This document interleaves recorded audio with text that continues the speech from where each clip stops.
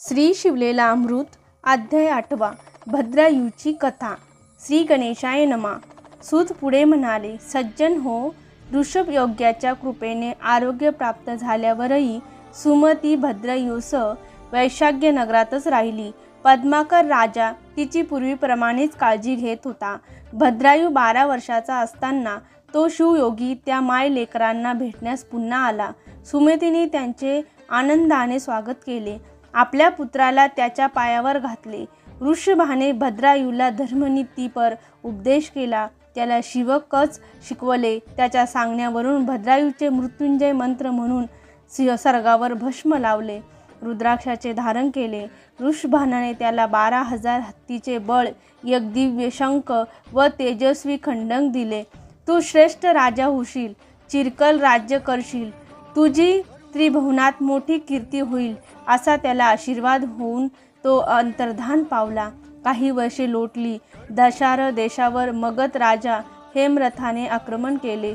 त्याने वज्रबाहूचा दारुण पराभव केला, राजश्रियांना पळवून नेले, राज्यात प्रचंड लूटलाट केली।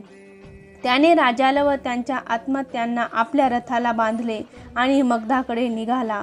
आपल्या देशाची वाताहत ऐकून भद्रायू चवताळला। त्याने ऋषभाचे स्मरण करून शिवकवच धारण केले, शस्त्रसज्ज होऊन मातेचा आशीर्वाद घेतला।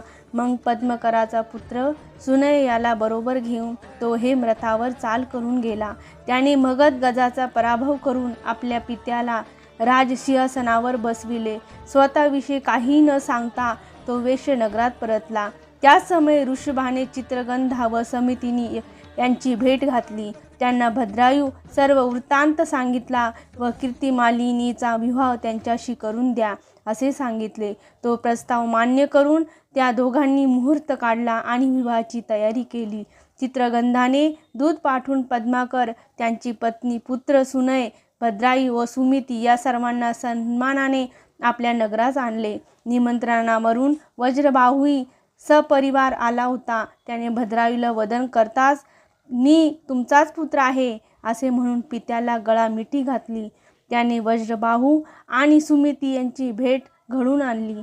त्या मिलन सोहळ्याच्या कार्यावरून करावे वज्रबाहूला आपल्या कृतकर्माचा पश्चाताप होत होता। त्याने सुमितीची व भद्रायूची क्षमा मागितली।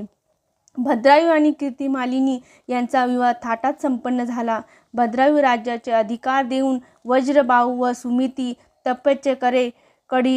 तपश्चर्येसाठी केदार क्षेत्री गेले। एकदा भद्रायू पत्नीसह वनविवाहासाठी गेला होता।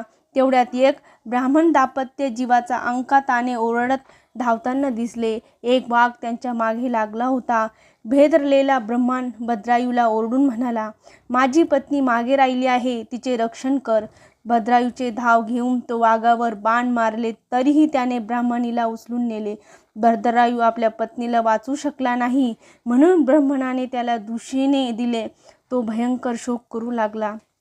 त्याचे सांत्वन करण्यासाठी भद्रायूने त्याचे लग्न लावून राज्य देण्याची तयारी दर्शवली, पण दुःख कमी होईना। शेवटी त्याने माझी पत्नी देतो असे म्हणून कीर्तिमालिनीने संकल्पपूर्वक दान केले। तेव्हा कुठे तो शांत झाला। दानविधी होताच तो ब्राह्मण कीर्तिमालिनीसह अदृश्य झाला। या अपयशामुळे भद्रायूने चिंता पेटवली। आता ते अग्नीत उडी घेणार। तो शिव पार्वतीसह प्रकट झाला। त्याने त्याला हृदयाशी धरले व इष्टवर मागण्यास सांगितले। भद्रायूने त्याला ब्राह्मणाची पत्नी आणून देण्याची विनंती केली। तेव्हा तुझी परीक्षा घेण्यासाठी आम्ही ही लीला केली आहे असे म्हणून शिवाने कीर्तिमालिनीला प्रकट केले।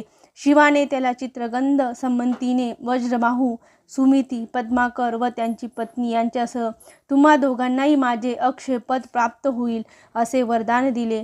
भद्रायूने दीर्घकाळ उत्तम राज्य केले। मग तो पत्नीसह शिवलोकी गेला। अध्याय 8 समाप्त। ओम नमः शिवाय।